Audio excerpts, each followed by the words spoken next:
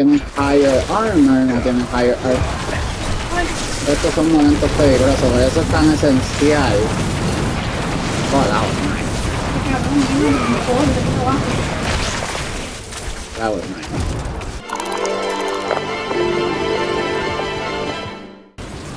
Okay, we're going in. Going in.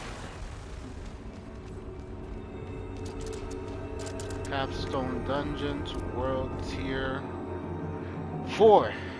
Let's go. I think this is it. Beautiful.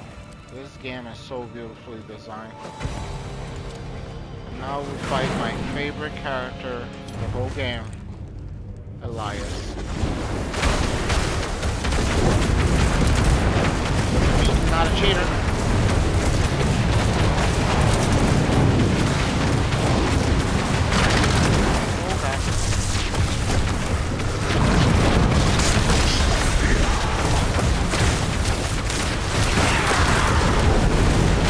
I need time to prepare that.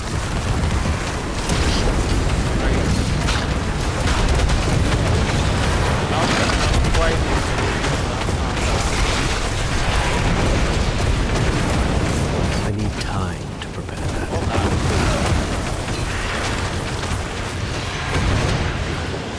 Wow. That was the fastest. Wow. Oh, that's a little ridiculous. But done and done. World Tier 4. Let's go. Let's go. Yes. Go to World Tier 4. And here we are in the realm of hatred itself. World Tier 4. Finally made it. Level 70. So I'm fresh. Okay, now that I'm in World Tier 4, what am I gonna do? Well, I'm gonna put my character to the test now that I'm fresh in World Tier 4. And I'm level 70. Alright, so the first thing is I'm gonna test out my World Tier 3 build in World Tier 4 Helltide. This is, in my opinion, one of the hardest difficulty in the overworld in general. Not obviously the hardest content is Nightmare Dungeons 21 plus, but I've never done that. I guess I've never been hardcore player like that in this game, not yet. But it's looking good for me. It's looking good. I'm really liking this build I did. And you will notice that for me it's essential to throw all my conjurations so they could trigger the Frost Nova and they could trigger stuns. So I'm a conjuration build that triggers a lot of Frost Novas and stuns. And on top of that, I've concentrated my build in a lot of vulnerability. You can see vulnerable popping up all over the place, so I concentrated my build on making them vulnerable. That's the way I could, in my eyes, that's the way I could increase my damage output, is by putting a lot of status effects. Technically, my build would be considered a support build. I'm just thinking off the top of my head. I would be considered a support build. There's no healers in the game, so this would be a support because I make everyone dizzy, I make everyone vulnerable, and I just apply such a crowd control status effect in a wide area.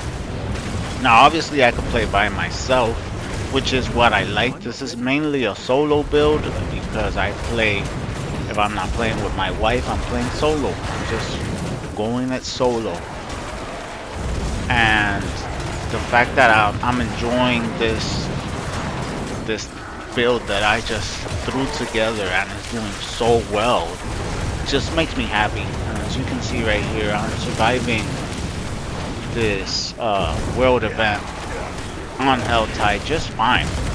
Now I just got here from World Tier 3, so my armor rating is quite low for this difficulty, so when I get hit, I get hit. If I don't have any shields on, barriers, I get hit hard, and 2 good hits and I'm dead.